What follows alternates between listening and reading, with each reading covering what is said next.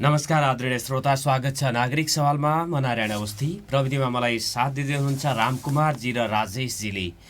नागरिक सवालमा विविध प्रसङ्गमा विविध विषयवस्तुमा मैले दैनिक रूपमा शनिबार बाहेक संवाद गर्ने गरेको छु र यो संवादलाई यहाँहरूले बिहान 7:30 देखि 8:30सम्म दिनेश एफएम 93.8 मेगाहर्ज दिनेश खबरको फेसबुक पेजमा लाइभ, त्यसपछि लम्कीमा रहेको लम्की एफएमबाट सुन्न सक्नुहुनेछ। मोबाइल एप्लिकेसन र अनलाइनबाट पनि यहाँहरूले हामीलाई सुन्दै आइराख्नु भएको छ।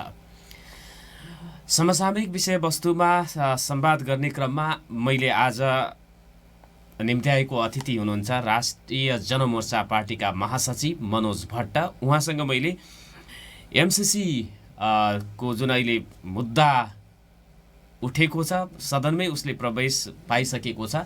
दलहरूले, प्रतिनिधि सभामा भएका दलहरूले केही दिनभित्र त्यसको छिनोफानो गर्ने तयारी गरेका छन्। सम्भवतः पास गर्ने उद्देश्यले सदनमा टेबल भएको छ र एमसिसीको भविष्य के होला, एमसिसी बारेमा पनि चर्चा गर्नेछौँ। साथसाथै राष्ट्रिय जनमोर्चा पार्टीले भर्खरै धनगढीमा प्रदेश सम्मेलन सकाएको छ, सम्पन्न गरेको छ र त्यो सम्मेलनबाट के कस्ता निर्णयहरू गरिए भनेर पनि हामी पार्टीको विषयमा नि कुराकानी गर्नेछौँ। र मैले एमसिसीसँग जोडिएको विषयवस्तु, अब के कस्तो यसको प्रभाव राजनीतिमा रहन्छ र नेपालको भू राजनीतिको पनि विश्लेषण गर्नुहुन्छ उहाँले, यो विषयमा पनि चर्चा गर्नेछौँ। स्वागत छ नागरिक सर। धन्यवाद। आराम हुनुहुन्छ? यहाँको पार्टीले प्रदेश सम्मेलन सम्पन्न गरेको छ, सुदूरपश्चिम प्रदेश। अनि त्यो प्रदेश सम्मेलनबाट के कस्ता निर्णयहरू गर्नुभयो यहाँहरूले? हामीले फागुन 7 गते पहिलो प्रदेश सम्मेलन गऱ्यौँ, किनभने मुलुक सङ्घीय संरचनामा प्रवेश गरिसकेपछि दल सञ्चालन गर्ने सम्बन्धी जुन कानुन बनेको छ त्यसले 3वटा तहलाई कार्यकारिणी बनाउने भनेर व्यवस्था गरेको छ, केन्द्र, प्रदेश र स्थानीय तह। र प्रदेश कार्यकारिणी हुने भएको हुनाले त्यसको सम्मेलन गर्नुपर्ने आवश्यक भएको हुनाले कानुनी रूपमा हामीले त्यो सम्मेलन गऱ्यौँ र सम्मेलनले 25 सदस्यीय एउटा प्रदेश समितिको निर्वाचन गरेको छ। त्यसका साथै 7वटा राष्ट्रियतासँग जोडिएका महत्त्वपूर्ण विषय भएको चाहिँ सम्मेलनद्वारा पारित भएका छन्। पहिलो कुरा, कालापानीबाट भारतीय सेना फिर्ता हुनुपर्छ। दोस्रो कुरा, कालापानी क्षेत्रको झन्डै 19 किलोमिटर भूभाग, नेपालको 19 किलोमिटर बाटो जुन नेपालको भारतले अतिक्रमण गरेर बाटो बनाउँदैछ मानसरोवर जाने, त्यो बन्द हुनुपर्छ। महाकालीमा तुइन तर्ने क्रममा हत्या गरिएका, भारतीय पक्षबाट हत्या गरिएका जयसिंह धामीलाई क्षतिपूर्ति दिनुपर्छ, उसका हत्याराहरूलाई कारबाही गर्नुपर्छ। र यो कञ्चनपुरसँग सीमा जोडिएको भारतले लगातार नेपाली भूमि अतिक्रमण गरिराखेको छ, त्यो अतिक्रमित कार्य बन्द गरिनुपर्दछ र अतिक्रमित भूमि चाहिँ नेपाललाई फिर्ता दिनुपर्छ। त्यसका साथै अब महँगी, एमसिसी, सङ्घीयताको खारेजी, अब गणतन्त्र र राष्ट्रियताको रक्षाको विषयमा हामीले विशेष प्रस्तावहरू पारित गरेका छौँ। राष्ट्रिय जनमोर्चा राष्ट्रिय मुद्दाहरूमा अथवा उसले बोक्ने एजेन्डाहरू विगत लामो समयदेखि एउटै छन्। जस्तो सङ्घीयताको खारेजीका कुराहरू तपाईँहरूले सुरुदेखि उठाइराख्नु भएको छ। संविधान सभामा हुने बेला पनि तपाईँहरूले त्यो कुरामा आफ्नो मत स्पष्ट गर्नुभएको छ। अहिले आएर अब यो अतिक्रमणका कुराहरूमा पनि तपाईँहरूको पोजिसन पहिलादेखि नै जे छ त्यही आएको छ। यो जुन चाहिँ मिलेनियम च्यालेन्ज कर्पोरेसन अथवा कम्प्याक्ट भनेर एमसिसी छ, जनजनको जिब्रोमा झुन्डिएको छ र यो अहिले बहुमत नागरिकहरूले, जनताहरूले चाहे त्यो सबैले पढ्नुपर्छ भन्ने होइन, मकसद त्यसको चाहिँ बुझ्यो भने भइहाल्छ। अक्षरशः नपढे पनि यो बेठिक छ है भनेर चाहिँ धेरै जनताले भनिराखेको, अनि तपाईँहरूले पनि जनताको भाषा बोल्नका लागि एमसिसी बेठिक छ भन्नुभएको हो कि यसको अन्तर्यहरू कहाँनिर छ भनेर पनि राजनीतिक दलहरूले त बुझाउनु पर्ने हुन्छ। तपाईँहरूको यो चाहिँ असहमति, एमसिसी बेठिक छ, यसलाई खारेजै गर्नुपर्छ भन्दै हुनुहुन्छ।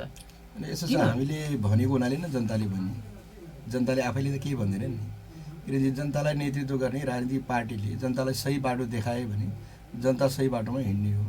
हामीले सुरुदेखि नै एमसिसी सम्झौताका विपक्षमा वा एमसिसी सम्झौताको खारेजीको लागि सुरुदेखि नै जोड दिँदै आएका छौँ।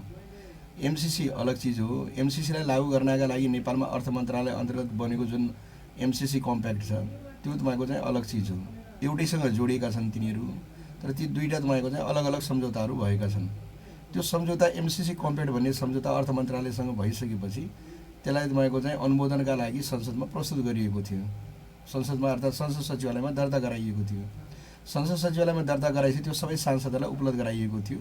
त्यो उपलब्ध गराउने बित्तिकै हामीले यसको विरोध गरेका थियौँ। त्यसको जुन अन्तर्वस्तु छ जसले तपाईँको चाहिँ देशको सार्वभौमसत्ता र राष्ट्रियतालाई आँच पुर्याउँछ, ती सबै कुराहरूको अध्ययन गरेर हामीले एमसिसीका विरुद्ध आफ्नो मत बाहिर ल्यायौँ। यो गलत छ, यसले हाम्रो देशको राष्ट्रियता, सार्वभौमसत्ता र अखण्डतालाई आघात पुर्याउँछ, यो हाम्रो देशको असंलग्न परराष्ट्र नीतिलाई यसले असर पुर्याउँछ, नेपाल विदेशीहरूको किडास्थल बन्छ, त्यसले गर्दाखेरि यसलाई चाहिँ पास गरिनुहुन्न भनेर हामीले 74 देखि नै त्यो तपाईँको चाहिँ भन्दै आएका छौँ।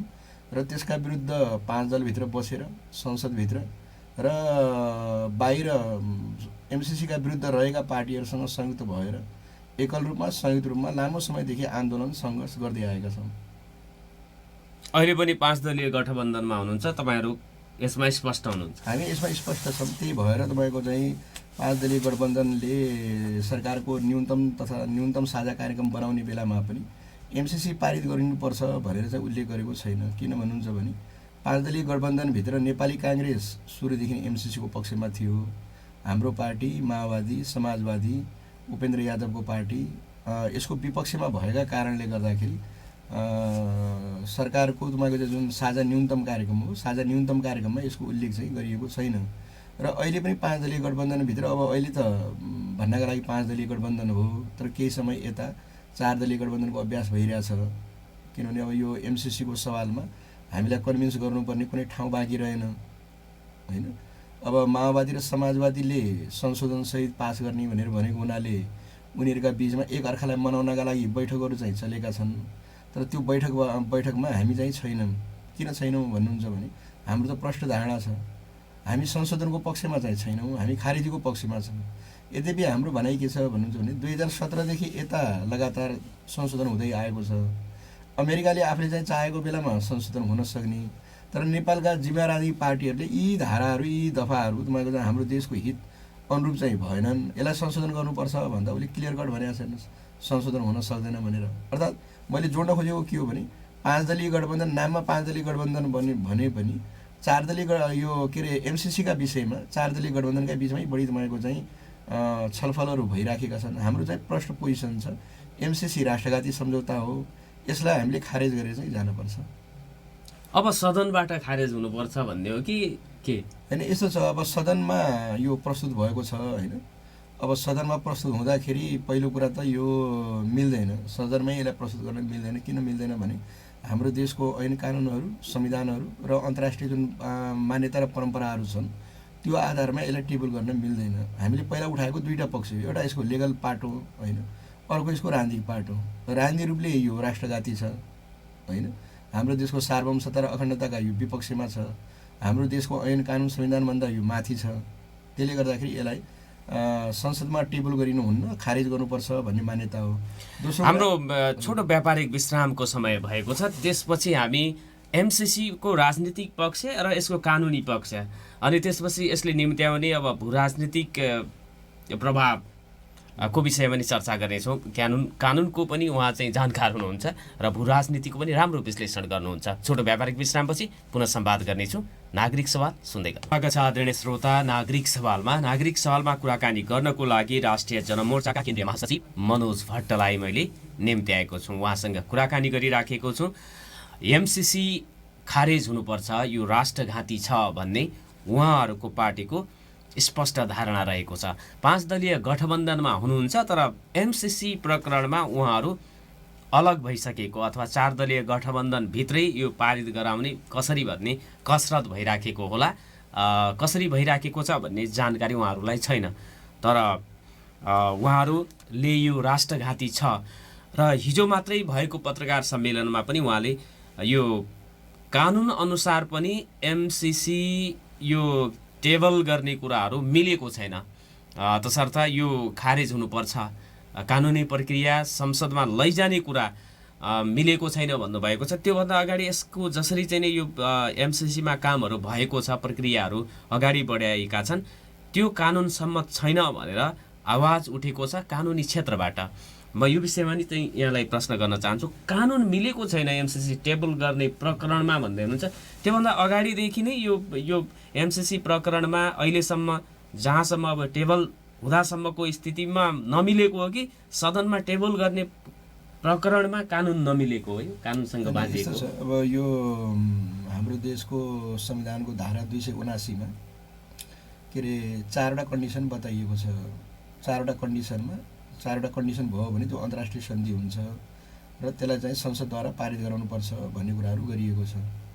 पहिलो शान्ति र मैत्री सन्धि, होइन, यो शान्ति र मैत्रीसँग जोडिएको विषय भएन। दोस्रो कुरा प्राकृतिक स्रोतको बाँडफाँड सम्बन्धी कुरा, होइन। तेस्रो कुरा रणनैतिक रक्षाको सवाल। चौथो कुरा देशलाई तपाईँले गम्भीर तपाईँको चाहिँ असर पुर्याउने खालका अन्तर्राष्ट्रिय ट्रिटीहरू भनेर भनेको छ। यी 4वटै कुराहरू योसँग जोडिएन। अब अमेरिकाले भन्छ यो वैदेशिक सहायता हो, अनुदान हो, होइन, र हाम्रो देशका शासकहरूले भन्छन् यो विकास परियोजना हो। यदि यो वैदेशिक सहायता हो, विकास परियोजना हो, अनुदान हो भने त्यसलाई रेगुलेट गर्ने त फेरि हाम्रो बेग्लै निकाय छ त, अर्थ मन्त्रालय अन्तर्गत वैदेशिक सहायता महाशाखा छ। त्यो वैदेशिक सहायता महाशाखाले कैयौँ तपाईँको चाहिँ मुलुकसँग त्यस प्रकारका तपाईँको चाहिँ एग्रिमेन्टहरू, सम्झौताहरू, लिखितहरू गर्छ। त्यो के आधारमा गर्छ भन्दाखेरि हाम्रो आफ्नो मुलुकको वैदेशिक सहायता ऐन छ र वैदेशिक सहायता ऐन बन्नुभन्दा अगाडि हाम्रो तपाईँको चाहिँ वैदेशिक सहायता राष्ट्रिय नीति छ, होइन। हाम्रो त आफ्नो वैदेशिक सहायता राष्ट्रिय नीति छ नि त। वैदेशिक सहायता राष्ट्रिय नीतिमा टेकेर वैदेशिक सहायता ऐन बनाइएको छ। त्यसैमा टेकेर तपाईँको चाहिँ अर्थ मन्त्रालय अन्तर्गतको एउटा संरचना वैदेशिक सहायता महाशाखाले ती सबै कामहरू गर्ने गर्दछ। त्यो पार्लियामेन्टको तपाईँको चाहिँ बिजनेस बन्दैन, पार्लियामेन्टको एजेन्डा त्यो बन्दैन, होइन। तर अब त्यहाँ पछिल्लो अवस्थामा आएर के भनियो भनेर भन्नुहुन्छ भने यसलाई संसदद्वारा अनुमोदन गराउनुपर्छ भनेर भनियो। अनुमोदन के आधारमा गर्ने त? कुन कानुनमा टेकेर गर्ने? ठिक छ, अनुमोदन गर्ने, तर कुन कानुनमा टेकेर गर्ने? हाम्रो संविधानको धारा 279 ले यसलाई समेट्दैन, होइन। दोस्रो कुरा संविधानको धारा 279 लाई कार्यान्वयन गर्नका लागि हामीसँग नेपालको सन्धि ऐन 2047 छ। नेपालको सन्धि ऐन 2047 अहिले बनेको त होइन। त्यो त तपाईँले 2047 सालको संविधानमा जुन प्राकृतिक स्रोतको बाँडफाँड सम्बन्धी विषयमा संसदद्वारा अनुमोदन गराउनु पर्ने भन्ने जुन प्रावधान थियो त्यो माथि टेकेर त्यसको धारा, त्यसको दफा 4 बनेको हो। त्यसैले गर्दाखेरि अहिले जुन सभामुखले तपाईँको चाहिँ के अरे सभामुखको रुलिङमा सञ्चार मन्त्रीले पेश गरेको जुन टेबल गरेको तपाईँको चाहिँ छ, त्यो टेबल गर्दाखेरि त यो कानुन, यो कार्यविधि, यो ऐनमा टेकेर हामीले गर्दैछौँ भन्ने कुरा त हुनु त पर्यो त। उहाँहरूले तपाईँलाई पुराना कुरालाई आधार बनाएर प्रस्तुत गरेर त भएन, एउटा विषय। दोस्रो कुरा अब तपाईँको चाहिँ के अरे यो हाम्रो देशको ऐन कानुन संविधानभन्दा माथि हुने, होइन। हामीले त तपाईँको चाहिँ उनीहरूकै भाषामा भन्ने हो भने त यसलाई त विधिको शासन भन्छौँ नि त, रुल अफ ल भन्छौँ, कानुनी राज्य भन्छौँ। कानुनभन्दा माथि कोही छैन भनेर भन्छौँ।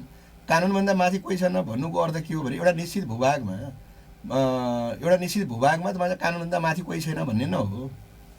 तर त्यो कानुनभन्दा माथि फेरि अमेरिका छ भन्नु त मिलेन। फेरि नेपालको कानुनभन्दा माथि अमेरिकी पनि कानुन छ भन्नु त मिलेन नि। किन भन्नुहुन्छ भने एउटा राज्यमा कानुन हुन्छ, राज्य कानुनद्वारा निर्देशित हुन्छ, कानुनद्वारा त्यो चल्न पर्छ, होइन। राज्य आफैमा एउटा तपाईँको चाहिँ कृत्रिम व्यक्ति हो, होइन। राज्य तपाईँको चाहिँ कानुनद्वारा चल्ने भनिसकेपछि त्यो कानुनद्वारा फेरि तपाईँको त्यो कानुनभन्दा पनि माथि फेरि अर्को कानुन छ वा अर्को देशको कानुन छ भनेर तपाईँले गर्ने हो भने हाम्रो देशको पार्लियामेन्टको के अर्थ हुन्छ, संसदको के अर्थ हुन्छ, सरकारको के अर्थ हुन्छ? त्यसले गर्दा लजिकली पनि तपाईँको चाहिँ अब अरू देशकोबाट हामीले सहायता नलिने भन्ने कुराहरू होइन। सहायता त हामीले लिइराखेका छौँ त। अहिले पनि तपाईँले हेर्नुहोस्, अहिलेकै यही आर्थिक वर्षको बजेटमा पनि 16.5 खरबको हाम्रो आर्थिक बजेट हो यो पटकको बजेट। 16.5 खरबमा 3 खरब 72 अरब त वैदेशिक सहायता परिचालन गरेर तपाईँको चाहिँ त्यसलाई पूर्ति गर्ने भनेर भनिएको छ। हाम्रो त जम्मा जम्मी तपाईँको 10 खरब 11 खरब न होला राजस्व। बाँकी त हामीले के आन्तरिक ऋण तपाईँको चाहिँ लिन्छौँ कि वैदेशिक सहायता लिन्छौँ वा वैदेशिक ऋण लिन्छौँ। वैदेशिक सहायता त यही बजेटमा पनि 3 खरब 72 अरब लिने भनिएको छ। 3 खरब 72 अरब नलिकन त 16.5 खरब मिट त गर्दैन। 16.5 खरब मिट नगर्ने हो भनेपछि त हामीले जुन बजेटमा तपाईँले प्रस्तुत गरेका योजनाहरू छ ती योजना त कार्यान्वयन हुन सक्दैनन्। त्यसलाई त हामीले संसदद्वारा अनुमोदन त गराउँदैनौँ नि त त्यो बजेटलाई। अर्थात् त्यो तपाईँले 3 खरब 72 अरबको जुन रकम छ त्यसका लागि छुट्टै हामी तपाईँ संसदमा त प्रस्तुत हुँदैनौँ। त्यसैले गर्दाखेरि अहिले जुन यो अनि यो 55 अर्बका लागि किन यो मर्यादा हो त नि? यसको पछाडि त अब प्रश्न छ, तपाईँले देखिराख्नु भएको छ, अमेरिकनहरू लगातार नेपाल आइराखेका छन् होइन। उनीहरू नेताको तपाईँको चाहिँ ढोकाहरू चारिराखेका छन्, हाम्रो चाहिँ हामीले दिएको अनुदान लिइदिनु पर्यो भनेर। र उनीहरूले नेपालमा आएर र विदेश गएको बेलामा उनीहरूले भनेको कुरा के भनिराखेका छन् र उनीहरूका डकुमेन्टहरूबाट नै के देखिन्छ भन्नुहुन्छ भने यो हिन्द प्रशान्त तपाईँको चाहिँ रणनीतिको अङ्ग हो होइन, यो लगानी हो होइन।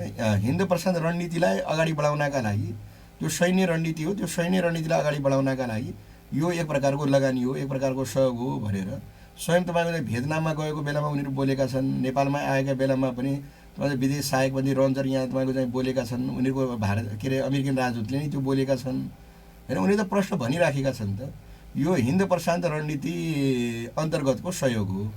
अनि यहाँको नेताहरूले पार्टीहरूले होइन यो त अनुदान हो, यो सहयोग हो चाहिँ किन होइन? यसो छ, अब हाम्रो देशका नेताहरू कति बुद्धिमान छन् तपाईँ आफै भन्नु न। उहाँहरूले अमेरिकालाई सोध्नुहुन्छ तपाईँहरूको यो सम्झौताबाट हाम्रो देशको कानुनभन्दा माथि छ कि छैन भन्छन्, उहाँ लेखेर पठाउँछन्।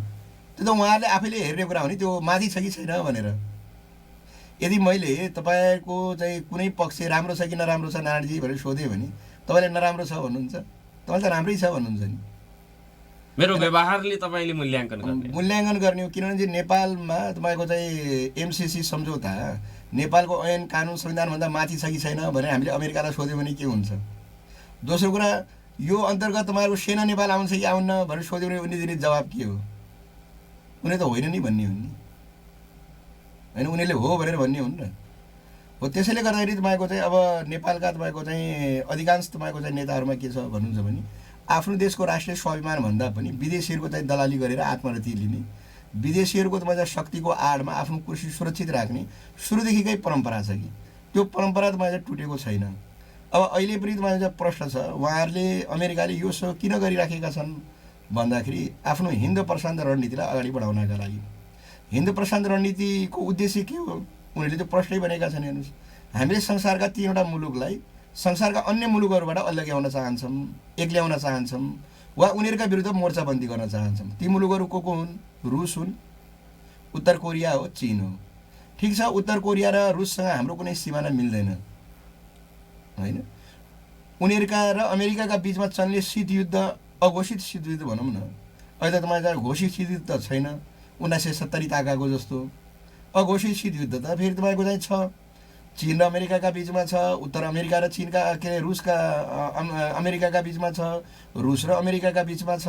उनीहरूका बिचमा त शीतयुद्ध छ तर अघोषित प्रकारको छ। यस्तो स्थितिमा हामीले चीनका विरुद्ध अमेरिकासँग मोर्चाबन्दी गर्न सक्दैनौँ वा अमेरिकाका विरुद्ध चीनसँग मोर्चाबन्दी गर्न सक्दैनौँ। त्यसको त दुष्परिणाम हाम्रो मुलुकले बेहोर्न सक्दैन कि। उदाहरण छ त, हाम्रै अगाडि उदाहरण छ त, हाम्रै छिमेकी मुलुकसँग जोडियो भनौँ न पाकिस्तानमा के भयो भन्नुहोस् त। जुन बेला अफगानिस्तान रुस र अमेरिकाका बिचमा कोल्ड वार थियो होइन, रुसले अफगानिस्तानमाथि आक्रमण गर्यो, अफगानिस्तान अमेरिकी खेमामा थियो, अफगानीहरू भागेर तपाईँको चाहिँ पाकिस्तान आए, अमेरिकाले पाकिस्तानमै आएर तपाईँको चाहिँ सैन्य ट्रेनिङ खडा गरेर अफगानीहरूको बिचमा तालिबान जन्माएको होइन। तालिबान जन्माउनमा त अमेरिकी धुरीमा भएका कारणले गर्दाखेरि पाकिस्तानले पनि सहयोग गर्यो होइन। अफगानिस्तानबाट भागेर आएका महिला पुरुष बाल बच्चा सारलाई ट्रेनिङ गर्यो। हेर्नुहोस्, उसले रुसका विरुद्ध तपाईँको उतार्यो। परिणाम के भयो भने सोभियत सङ्घले त अफगान छोडेर गयो, तर अमेरिकाका लागि त टाउको दुखाइ त बन्यो त तपाईँको चाहिँ त्यसपछि तालिबान। त्यही तालिबानको नेताले होइन र तपाईँको चाहिँ ट्विन टावर हानेको। अहिले तिनै तालिबानबाट तपाईँको चाहिँ मार खाएर भाग्नु पऱ्यो तपाईँको अफगानिस्तानबाट अमेरिका। के हामीले त्यस प्रकारको तपाईँको चाहिँ रणभूमिमा आफ्नो देशलाई फसाउन खोजेका हौँ? ए बाबा, चीनसँग त हाम्रो झन्डै तपाईँको 1400भन्दा बढी तपाईँको किलोमिटर सिमाना जोडिएको छ। सारा विश्वको नजर तिब्बतमाथि छ। तिब्बत कब्जा गर्यो भने तपाईँको सजिलै तपाईँको चाहिँ चीन तपाईँको कब्जा गर्न सकिन्छ भन्ने विश्वका तपाईँको चाहिँ अधिकांश तपाईँको चाहिँ साम्राज्यवादी मुलुकहरूको रणनीति छ। र अहिले पनि त तपाईँले देखिहाल्यौँ त हामीले। अहिले पनि तपाईँको 2टा साँढेहरूको जुदाईमा हामी बाछा पर्ने कुरा त देखिहाल्यो त। अमेरिकनहरूले भन्छन् तिमीहरूले अमेरिकाका विरुद्ध नेपालमा हिंसा भड्काउन पाउनौ भनेर।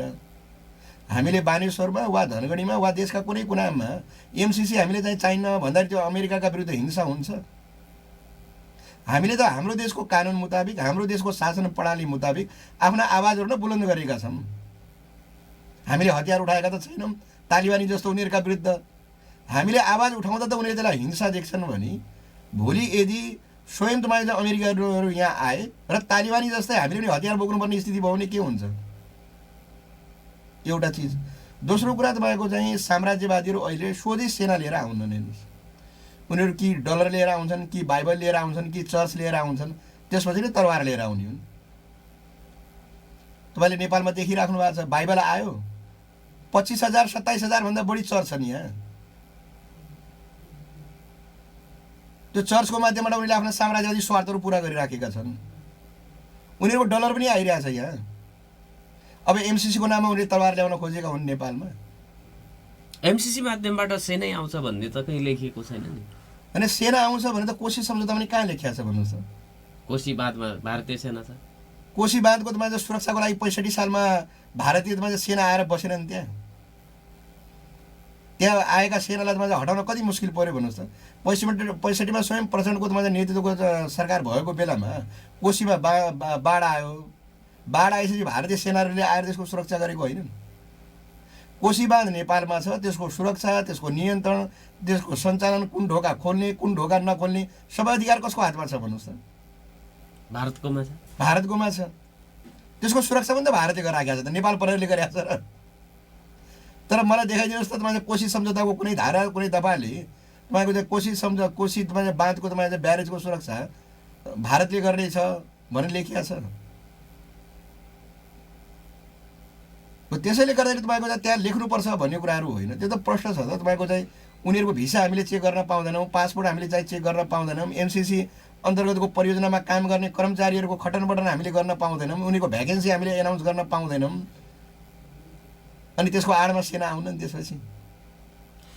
यस्तो व्यापक विरोधका बीच यदि एमसिसी लागू भयो र त्यहाँ काम हुन थाल्यो भने त प्रतिरोध होला। त्यो स्थितिमा त्यो प्रतिरोधलाई रोक्नको लागि कुनै न कुनै हिसाबले त्यो जो सेना आउँछ भन्ने कुरा सिभिल ड्रेसमै भए पनि आउँछ कि क्या हो भन्ने आशंका हो र त्यो आशंका यथार्थमा बदलिन सक्छ भन्ने तपाईहरुको हैन। आशंकाको कुरा किन गर्नुहुन्छ भन्नुहोस्? नेपालमा त भूकम्प गयो नि। नेपालमा भूकम्प गएको बेलामा संसारका विभिन्न मुलुकका स्वयंसेवकहरू नेपाल आए कि आएनन् नेपाललाई उद्धार गर्न भनेर? सेनाहरू नै आए। भारतीय सेना आए कि आएनन्? भारतीय सेना यहाँ तपाईँको चाहिँ हाम्रो उद्धार गर्न आए कि तपाईँको चाहिँ तिब्बतको चाहिँ जासुसी गर्न आएका हुन्? मनाङ मुस्ताङ त्यो त प्रश्नै छ त। नभनौँ यत्रो ठुलो एउटा मानवीय सङ्कट परेको बेलामा भारतले यहाँ तपाईँको चाहिँ हाम्रो उद्धार भन्दा पनि तपाईँ सेनाको माध्यमद्वारा के गर्न खोजेका थियो भन्ने कुराहरू त नेपाली जनताले बिर्सिहालेर भने। ठीक 8 बजेको छ। 8 बजेको छोटो व्यापारिक विश्रामपछि पुनः संवाद गर्नेछौँ। आदरणीय श्रोता, दिनेश FM 93.8 मेगाहर्ज, दिनेश खबरको फेसबुक पेज लम्कीमा रहेको लम्की एफएमबाट र अनलाइनबाट पनि सुन्दै हुनुहुन्छ भने नागरिक सवाल सुन्दै गर्नुहोला। छोटो व्यापारिक विश्रामपछि पुनः संवाद गर्नेछौँ। संवादमा हुनुहुन्छ राष्ट्रिय जनमोर्चाका केन्द्रीय महासचिव मनोज भट्ट। उहाँसँग संवाद पुनः जारी राख्नेछौँ, हामीलाई सुन्दै गर्नु। पुनः स्वागत छ आदरणीय श्रोता। नागरिक सवालमा कुराकानी गर्नको लागि राष्ट्रिय जनमोर्चाका केन्द्रीय महासचिव मनोज भट्ट हुनुहुन्छ। उहाँसँग मैले कुराकानी गरिराखेको छु। राष्ट्रिय जनमोर्चाले स्पष्ट रूपमा भनेको छ एमसिसी सम्झौता खारेज हुनुपर्छ। उहाँहरूको बटम लाइन त्यही हो, गठबन्धनमा भए पनि। अब चाहिँ एमसिसी को नतिजा के हुन्छ हेरेर बस्न उहाँहरूलाई सजिलो छ, तपाईहरुलाई सजिलो छ, आन्दोलन गर्न पनि सजिलो छ। तर सत्ता गठबन्धन भित्र अथवा मुलुकको राजनीतिक कोर्स कतातिर चाहिँ जान्छ होला भनेर पनि तपाईसँग कुरा गर्न वाञ्छनीय ठाने मैले।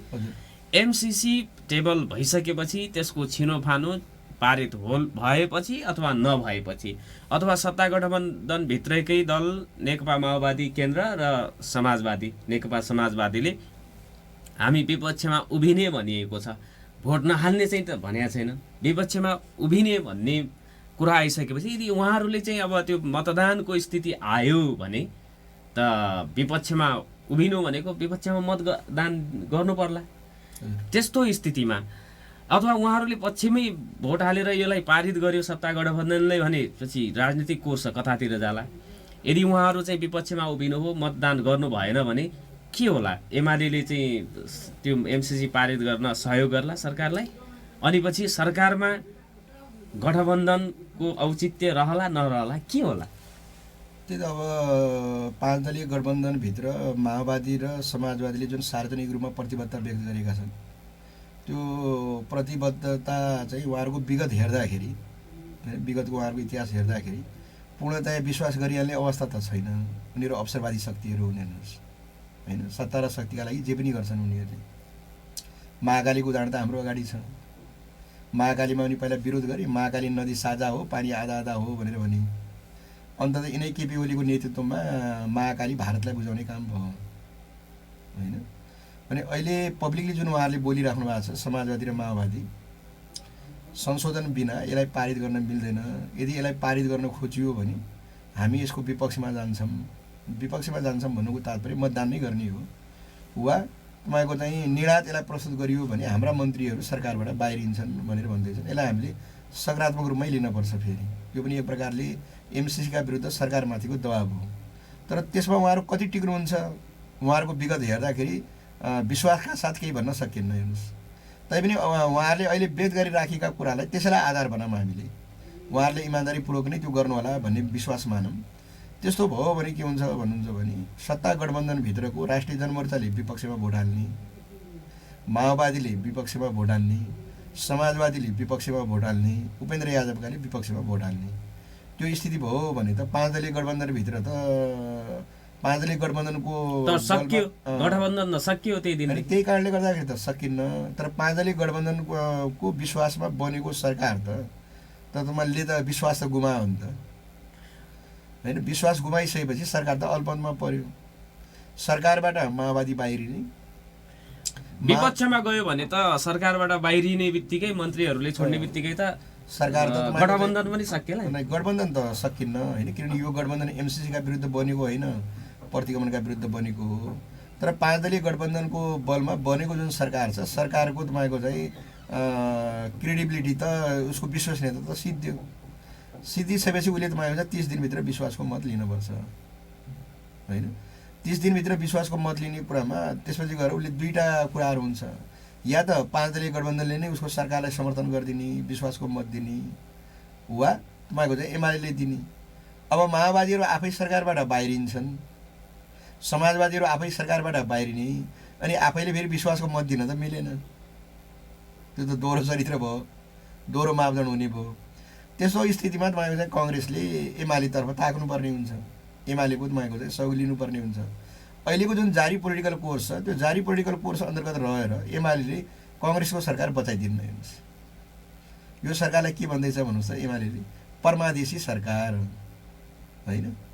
यो त तपाईँको चाहिँ जनताको चाहिँ जनबलमा बनेको, जनमतबाट बनेको सरकार त होइन, सेटिङद्वारा आएको सरकार हो। अनि सेटिङद्वारा आएको सरकारको प्रधानमन्त्रीलाई सरकारलाई जोगाइदिने कुरा त भएन। त्यस्तो अवस्थामा फेरि के हुनसक्छ भने दोस्रो समीकरण हुनसक्छ। दोस्रो समीकरण भनेको के हो भने एमाले र कङ्ग्रेसको बिचको समीकरण।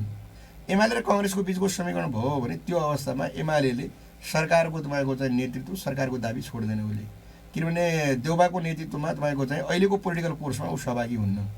किनभने उसले जुन प्रकारको आलोचना वा जुन प्रकारको के अरे योसँग उसले चाहिँ दूरी बढाएको छ, त्यस आधारमा देउबाकै सरकारको मातहतमा रहेर उसले काम गर्न अहिलेको पोलिटिकल कोर्समा ऊ तयार हुन्न।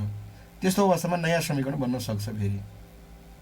तर त्यो सम्भावना पनि मैले फेरि कमजोर देख्छु। किन कमजोर देख्छु भने एमालेहरू त यो संसदको विपक्षमा छन्। यो संसदलाई विघटन गरी चाहिँ चुनाव गराउनुपर्छ भने चाहिँ 2 पटक संसद विघटन गरिसकेका छन्।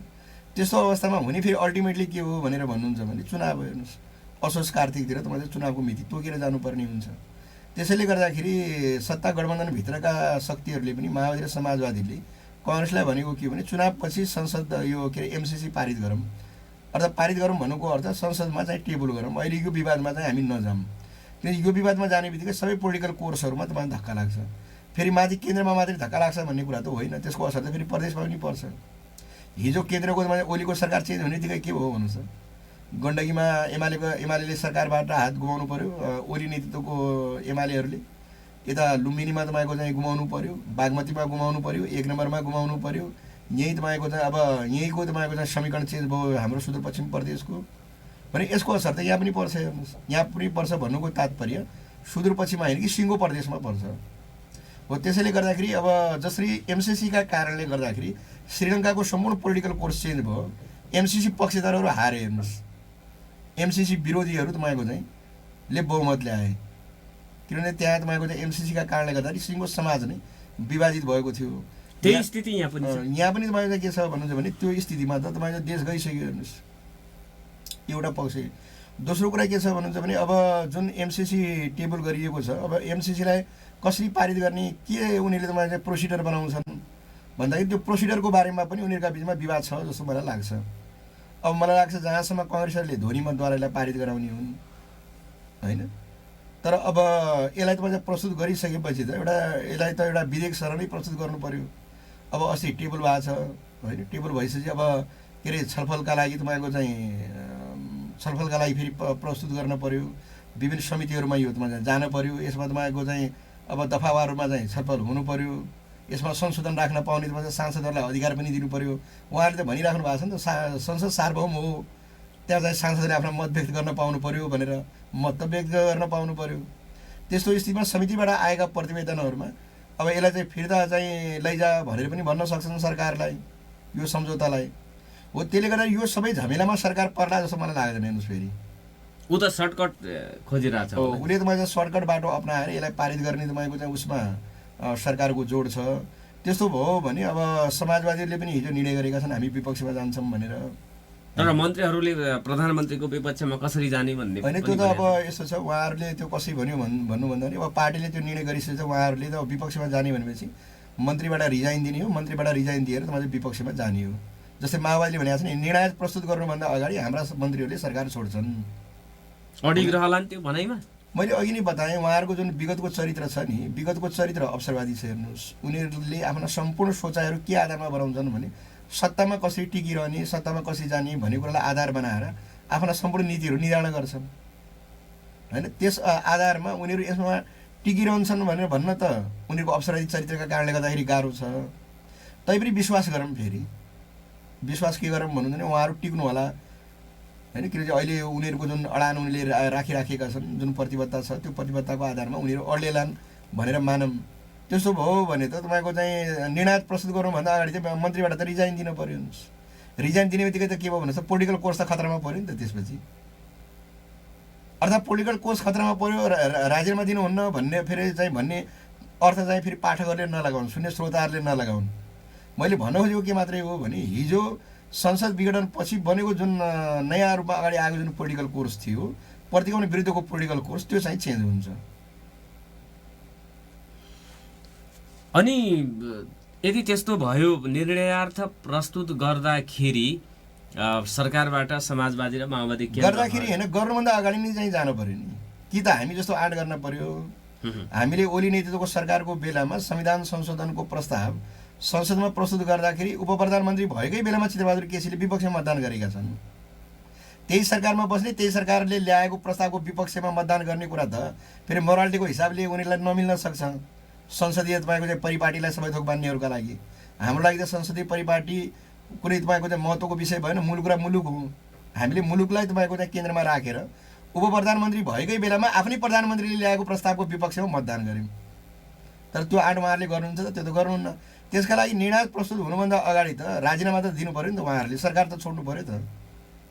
सरकार त्यसपछि अर्को कोर्स विकसित कोर्स त अर्को कोर्समा त जाने भइहाल्यो नि। जबकि एउटा तपाईँको चाहिँ कोर्समा सरकारमा गएका मन्त्रीहरू त्यो मन्त्रीमण्डलबाट राजीनामा दिएर विपक्षमा गइसके त सरकार त अल्पमतमा त पर्यो त, विश्वास त गुमायो। अनि यो गठबन्धन बचाइराख्नुपर्छ भन्ने मनसाय त छ सबैमा, काङ्ग्रेस भित्र पनि बचाउनुपर्छ भनेर। हाम्रो लागि सबभन्दा ठुलो देश हो, देशको राष्ट्रियता हो, त्यसपछि पार्टी हुन् होइन, त्यसपछि संसद हो, त्यसपछि गएर अमेरिकी तपाईँको चाहिँ सहयोग हो। देशभन्दा ठुलो त केही छैन।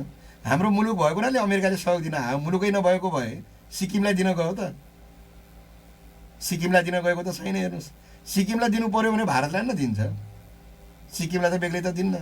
हाम्रो लागि हाम्रो मुलुकभन्दा ठुलो चिज तपाईँको गठबन्धन पनि होइन, वा अहिलेको तपाईँको चाहिँ पोलिटिकल कोर्स पनि होइन। हाम्रो लागि यो देशको तपाईँको चाहिँ राष्ट्रियता, सार्वभौमसत्ता र अखण्डता नै प्रमुख चिज हो होइन। र त्यसको सुरक्षाको सवालमा सरकार त तपाईँ चाहिँ परिवर्तन हुन सक्छ नि त। त्यसलाई चाहिँ गौण बनाएर, देशको राष्ट्रियतालाई गौण बनाएर सरकार जोगाउने वा गठबन्धन जोगाउने तपाईँको चाहिँ गल्ती कसैले पनि गर्न हुन्न। अनि यो एमसिसी पारित भइहाल्यो भने यो अब भू राजनीतिक हाम्रो भौगोलिक अवस्थित त उही रहिरहन्छ, राजनीतिक अब चाहिँ रेखाहरू।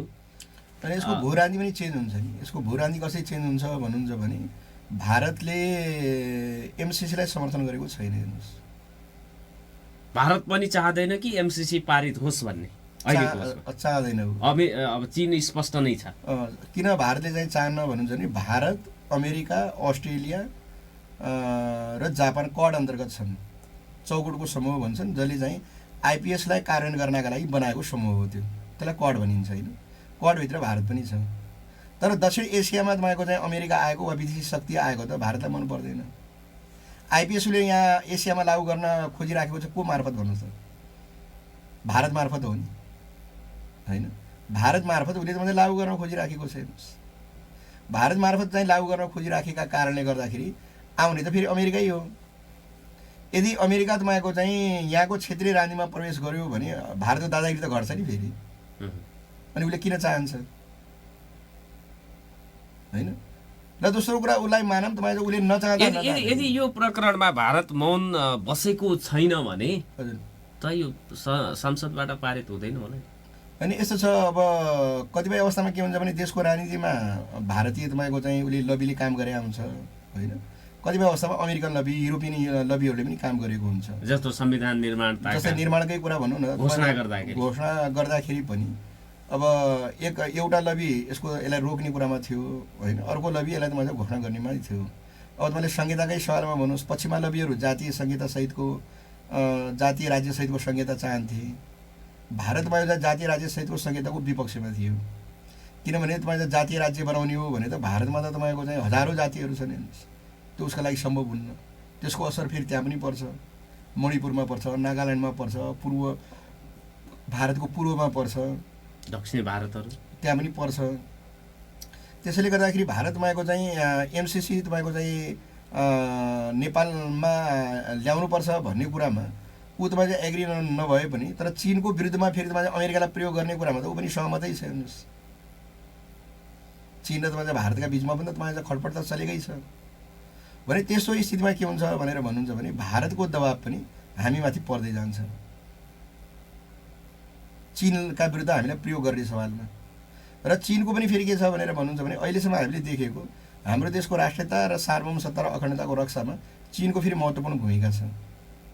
त्यसो भन्दाखेरि हाम्रा तपाईँ सुन्ने श्रोताहरूलाई हामी चाहिँ चिनिया तपाईँको चाहिँ पक्षधर हौँ कि भनेर भन्ला, हामीले इतिहास हेरौँ। तपाईँले इतिहास हेर्नुभयो भने चिनबाट हाम्रो देशको राष्ट्रियता सार्वभौमसत्तालाई कहिले पनि तपाईँलाई खतरा भएन। यदि चिन नभएको भए हाम्रो छिमेकमा भारत कहिले हामीले निलिसक्थ्यो। चेक एन्ड ब्यालेन्स भन्छन् नि, हाम्रो देशको राष्ट्रियता जोगाउनको लागि नियन्त्रण र सन्तुलनका हिसाबले चिनको उपस्थिति हाम्रो लागि महत्त्वपूर्ण रहेको छ।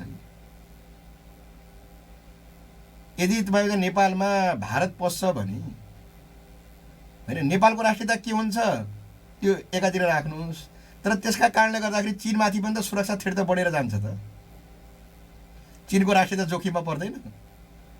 त्यसकारण पनि नियन्त्रण र सन्तुलनका हिसाबले भारतको दादागिरी जुन छ, भारतको जुन हेपा प्रवृत्ति छ, उसको जुन साम्राज्यवादी नीति छ, त्यसलाई नियन्त्रण र सन्तुलन गर्ने हिसाबले चिनको भूमिका वा चिनको उपस्थिति हाम्रो लागि महत्त्व राख्छ।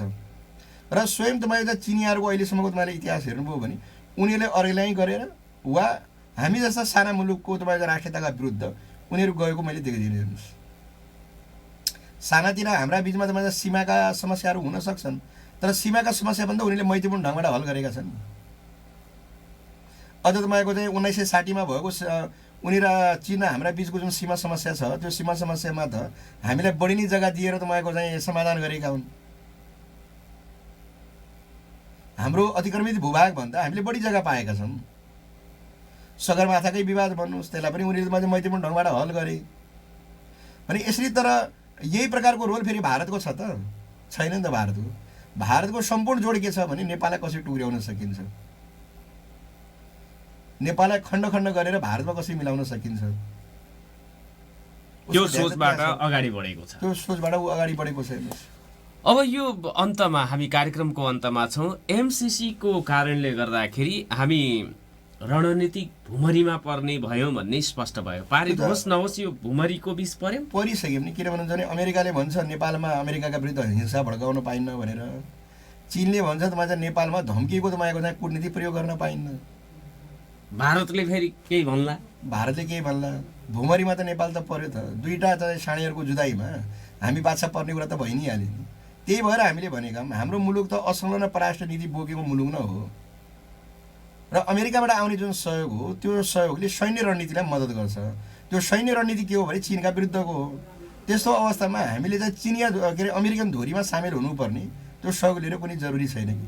55 अरबले हामीले हाम्रो देशलाई एउटा तपाईँको चाहिँ अशान्त वातावरणमा धकेल्ने कुराहरू राम्रो हुन्न। अनि यो गर्दाखेरि त अमेरिका पनि रिसाउला नि त, ऊ पनि एउटा मित्र होइन। यस्तो छ, अमेरिका हिजोको दिनमा त अमेरिका र रुसका बिचमा कोल्ड वार त थियो त। न हामीले अमेरिकाको पक्ष लियौँ न रुसको पक्ष लियौँ। हामीले अमेरिकाबाट पनि सहयोग लिएर तपाईँ देशको विकासमा तपाईँको चाहिँ काम गरेका छौँ।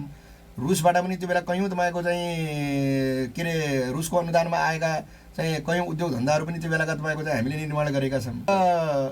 हामीले तपाईँको चाहिँ खारेजै तपाईँको चाहिँ गर्नुपर्छ। अमेरिका रिसाउँछ कि चीन रिसाउँछ त्यो हाम्रो लागि महत्त्वपूर्ण कुरा होइन कि। महत्त्वपूर्ण कुरा के हो भने हामीले हाम्रो देशको तपाईँको चाहिँ छातीलाई विदेशीहरूको किडा स्थल बनाउने कि नबनाउने भन्ने कुरा हो कि। तत्कालका लागि रिसा होलान्, तर कम्तीमा दीर्घकालीन रूपले विदेशीहरूको किडा स्थल त बन्न पाउँदैन नि। र यसरी खुट्टा नकमाइकन उभिन सक्लान् दलहरू, नेताहरू, प्रतिनिधि सभामा भएका सांसदहरू भन्ने लाग्छ। मैले त अघि उनीहरूलाई बताएँ, उनीहरू अवसरवादी राजनीति शक्ति हुने हेर्नुहोस्। उनीहरू चाहिँ राष्ट्रियतालाई दाउमा राखेर सत्तामा जान पल्किएकाहरू हुन्। अहिलेसम्म तपाईँ राष्ट्रियताको रक्षा त शासकहरूले गरेका छैनन् नि। जनताको बलिदानीपूर्ण आन्दोलनबाट तपाईँको चाहिँ त्यसको रक्षा भएको छ। त्यसैले गर्दाखेरि यिनीहरूले तपाईँको चाहिँ राष्ट्रियताको सवालमा अडान लिएर दृढतापूर्वक आउँछन् भनेर त अवसरवादी राजनीतिका कारणले गर्दा विश्वास गर्न सकिन्न।